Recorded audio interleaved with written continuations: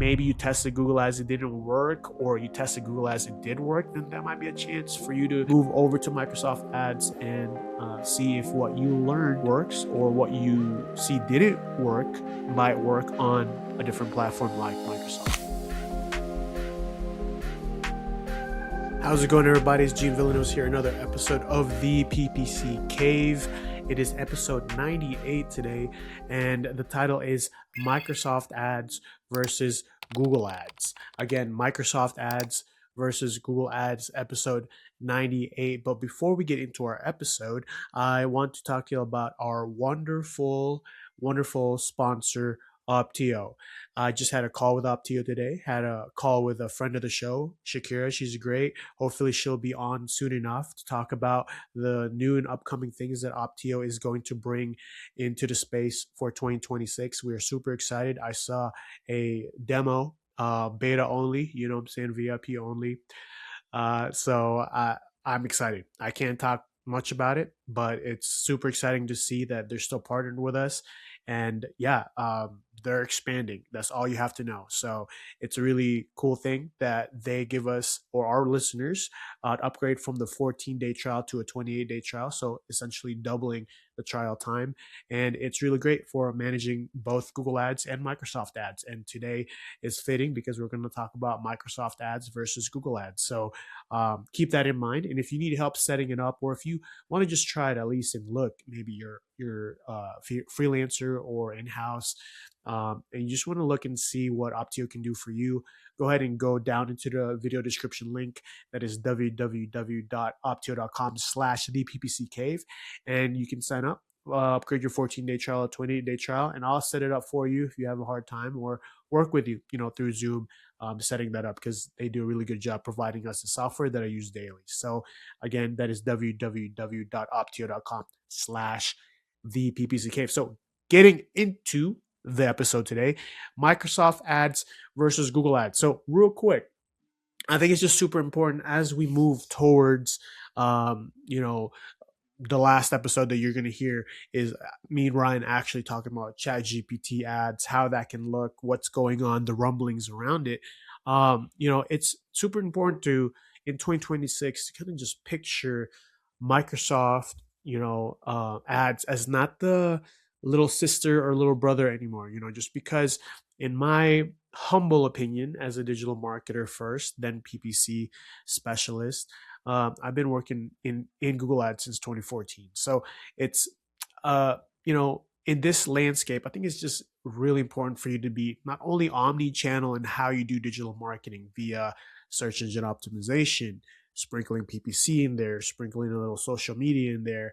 All these things just kind of work together. And I also do think that PPC is the same way.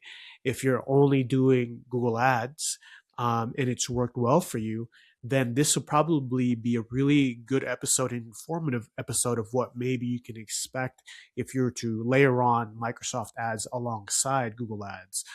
So just going through and doing more of a breakdown or overview of Google Ads first. The big pros of Google Ads is it's on google.com, and google.com is still the largest search engine.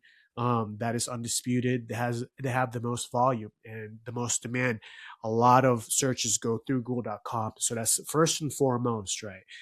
And also Google and Google Ads in general, the way that their automation and smart bidding and just the ecosystem of keywords and search terms, it's a very relevant platform, Google Ads is, compared to Microsoft. And I've seen the search term, if you ever do manage Microsoft Ads also, when you're doing a side-by-side comparison of the same account, and I've done this, so I have one account on Google Ads, same URL, same product, organization, the same account on Microsoft Ads, and I'm looking through, sifting through the search terms, and I'm, trying to be as specific as possible, perhaps phrase or exact match on both accounts, right? What I'm seeing on Google Ads, and granted, maybe it's just the amount of money that I've spent on Google Ads and the time that I've had that account versus a not newly formed, but a couple years here on Microsoft Ads, the search term report is totally different. So the relevancy that you get from Google versus what you see on Microsoft, it will vary. Uh, and I also believe that the way that the data, how Google Ads learns and molds to your organization, to the URL you're trying to run ads for as an account, it's quick. The learning is super quick compared to Microsoft Ads. They might have to add an extra month in there. Usually me and Ryan say 3 months on Google Ads. You'll be able to see the writing on the wall to see if this is something for you, if it's working, what's not, what is. Microsoft, it might take a little longer. It might be closer to 6 months for you to see, okay, now we're kind of churning what we need to be showing up to who and to what. We're kind of getting more of a process here, and the strategy is actually being implemented, but the learning is a little slow. So those are kind of the pros for Google Ads. Some of the cons for Google Ads is the cost per click is going to be higher. So it's going to be more competitiveness. The verticals are going to be more competitive just because there's going to be more advertisers. Everybody wants a little bit of that Google.com pie. As everyone knows, everyone uses Google. It's still the largest search engine. So that's one con. And then sometimes as automation increases within Google Ads, the transparency is a little bit less. So I know Microsoft Ads has their version of what Performance Max is now. So they're still working on the transparency on that end. We, on the other hand, as Google Ads managers, have received more transparency into search terms and negative keywords within Performance Max. So it just really varies, but there is going to be that opaque, less transparency on Google Ads as they introduce more of the automative, um, I guess, functions or campaigns on that platform. And it really also requires the tracking, the discipline of the tracking. Just because if you don't have conversion tracking, it also goes also for Microsoft Ads. But if you don't have it on Google Ads, you're it's just not going to learn the way that it's supposed to learn. So some of these things are new, some of these things you might have not known, but that's our Google Ads overview. Now moving towards the Microsoft Ads overview. I think this is really key for people that are on Bing a lot, on Yahoo or other Microsoft partner networks. I think there's that distribution advantage that an advertiser might miss if they're just solely focused on the Google properties. What about people that are in the Bing, Yahoo, Microsoft partner networks? And by default, Microsoft Edge uses Bing as the built-in search engine, unless you are maybe on like a Windows platform and you switch it and you're not using Microsoft Edge as your browser. You'll be using Bing, you'll be using Microsoft, and a lot of times it's a larger portion on desktop users, because Bing, if you're not actively choosing it, that's just going to be the default, especially if you're on Edge. So this gives Microsoft a little bit more of like high intent searcher, especially from the desktop perspective, especially for those who don't change their browser settings or use Edge. One of the other pros for Microsoft is the lower CPCs. There's just going to be less competition, so lower CPCs. It's not going to make sense for Microsoft to uh, increase the cost per click on something that has low competition, because they want to obviously drive the advertisers to their platform to use Microsoft. So why not incentivize them by lower cost per clicks? Another thing is just the built-in traffic from Edge default search behavior. We talked about that.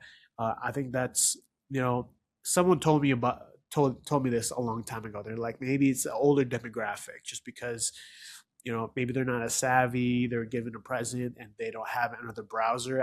I personally don't use Edge as a browser, but I know there are people that use it just because I see it on Microsoft Ads. So um, that's something to kind of be aware of also as a pro.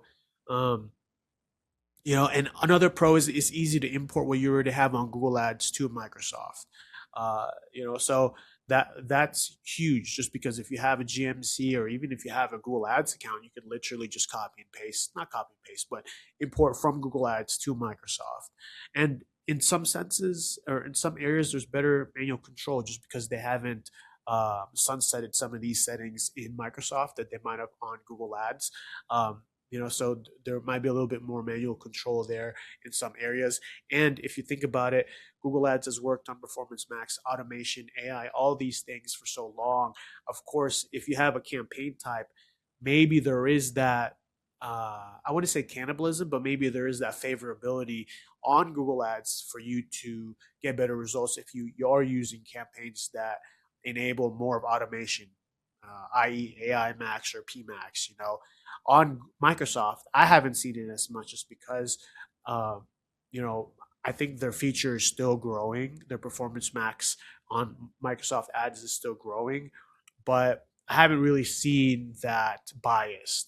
So what you can control manually on Microsoft Ads might be a better, uh, less biased, um, in regards to the campaign type that they have, compared to Google Ads. We talked about this a ton. If PMax is running, PMax is probably going to get that conversion. So that's one thing to also take a look at. The other con, or moving on, but the cons for Microsoft Ads is the obvious: is it's a lower overall search volume just because it's not as highly used as Google Ads as a search engine, so lower volume there. And for me, what I've seen is just it's a slower learning process when you're switching from bid strategy or just even testing a new campaign, like getting the clicks that you really want. You have to be really on top of the negative keywords on Microsoft, just because there's a lot of irrelevancy. And I'm like, when I type in broad on Google Ads, I expect there to be in the same realm of what we would consider a broad keyword. But when you use broad search terms or search keywords on Microsoft Ads, it's broad. I'm like, how do they even how is this even part of what the, even in the same atmosphere of what I'm trying to tell Microsoft Ads to show for? And the search term reports are pretty crazy. So I think there's also perhaps less innovation, um, compared to Google with Microsoft Ads, just because they're obviously second fiddle when it comes to Google Ads, just because Google Ads is king, in my opinion. I might be biased, but in my opinion, um, so that's in my humble opinion. One thing that is different from Microsoft Ads.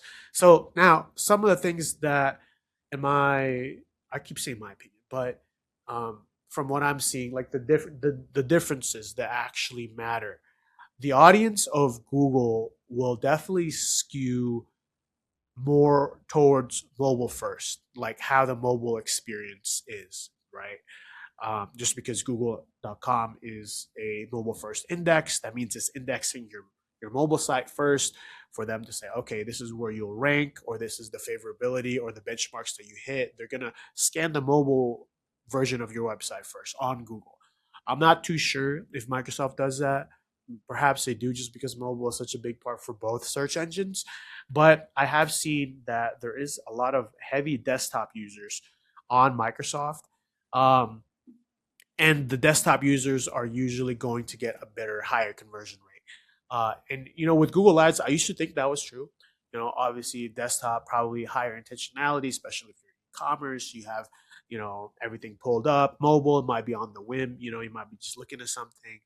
But I feel like the behavior has changed on Google Ads compared to what it was before, where I see great conversion rates, ROAS, cost per conversion on mobile now. It doesn't even matter if you're just e-commerce. I've seen on lead generation also.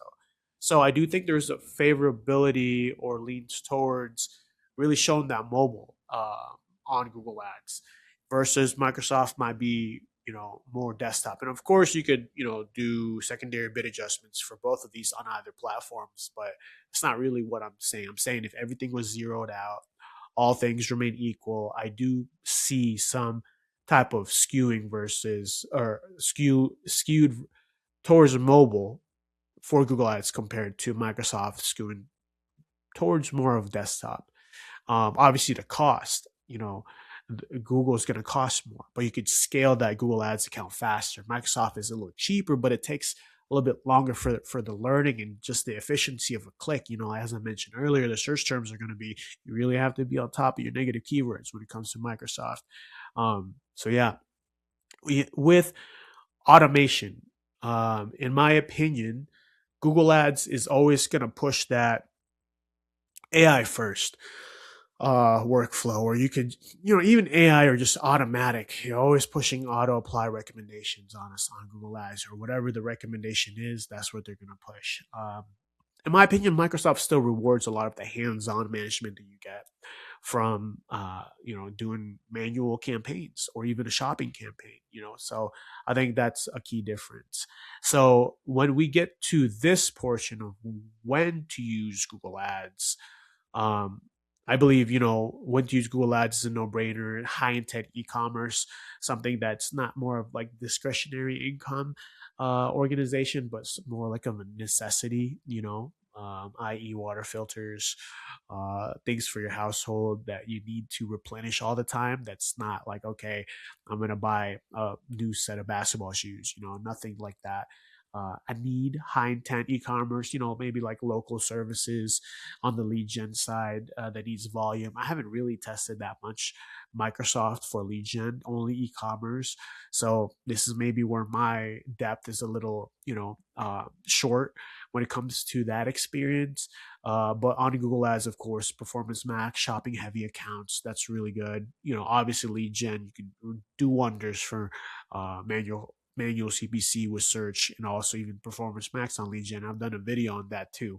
Um, when to use Microsoft ads, perhaps easier also when it's like B2B. Uh, you know, Obviously e-commerce also works well, and maybe just when to use Microsoft ads is when you dial in Google ads first. When you dial in Google ads and you see the lay of the land, you have something that you can, based off a stencil, even though it's not going to be the exact same, but you have search terms that you probably will go after on Google ads, and or on Microsoft ads that you see work on Google ads. It might not work to the same extent, but you have a platform, you have a base. So when to use Microsoft ads, I think it's huge. Obviously, if you've already done Google Ads, if you've done Google Ads, you're ready to scale up, why not try Microsoft Ads also? So yeah, or if it's like a desktop heavy, or for sure it's corporate audience or older audience using strictly Edge, that might be a good time for you to test Microsoft Ads. So my final take, this isn't an either or decision. I do believe Google Ads is still king. Test Google Ads. If maybe you tested Google Ads, it didn't work, or you tested Google Ads, it did work, then that might be a chance for you to move over to Microsoft Ads and see if what you learned works, or what you see didn't work might work on a different platform like Microsoft. Um, Google Ads is definitely still the engine for PPC. I use Google Ads for so many of my clients. Anything other than that, if it's Microsoft or Meta, in my opinion, is just layering on top of PPC, which I think is they say, oh, it should be digital marketing omni-channel, where you're doing SEO, PPC, social media, email marketing. I believe that theory still applies for even the PPC layer. Be omni-channel with your PPC, and that's how me and Ryan want to do things on the PPC Cave. This isn't the Google Ads Cave, even though we strictly have done a lot of the Google Ads content. But we want to definitely venture into Microsoft ads, ChatGPT ads, TikTok ads, Pinterest ads, whatever PPC is the PPC Cave. We want to show y'all as much as we can from the knowledge we have and experience we have, that we are knowledgeable not just on Google Ads but PPC in general. So yeah, it's another thing that I read on LinkedIn is, I haven't tried it, but you could use exclamation marks on Microsoft. So that means it's a way better platform than Google, because you can't do those exclamation points on Google when you're trying to create copy. So you can do it on Microsoft ads. So that means it's better. No, I'm just kidding. So yeah, that's another difference. But yeah, test it out. Test it out. And I not only provide Google Ads service, but as I just mentioned, Microsoft ad service. And my retainer fee is definitely going to be lower on Microsoft, just because it's not my bread and butter yet. But there's a lot of similarities between Google Ads and Microsoft Ads. It's both search based PPC platforms, so that's a huge starting point. But yeah, I think this, a very clear cut episode. Um, you know, like I mentioned before, opteo.com/the PPC Cave. Upgrade your 14-day trial to 28-day trial. If you want to download my Google Ads ChatGPT prompt, it's in the link also, tempest59.com/blog. And then the rest of the crazy URL address is there. But yeah, we release every Monday, 12 a.m. Mountain Time. If you have any questions, comment on TikTok, YouTube Shorts, wherever the YouTube video itself, Spotify, you'll find us there, Apple Podcasts. And yeah, you could even email us at theppccave@gmail.com. I want you to email us questions. I know there are people that listen. Email us questions, or should I make one of those like not, I was gonna say unanimous. I always used to get unanimous and anonymous mixed up, but anonymous chat box where you could just chat, so there's like no name attached. So I don't think you're an idiot for asking a question. Just kidding. No one's an idiot for asking a question. There are no bad questions, only the question that you don't ask. So I'll leave y'all with that one. And if there's nothing else, bye for now.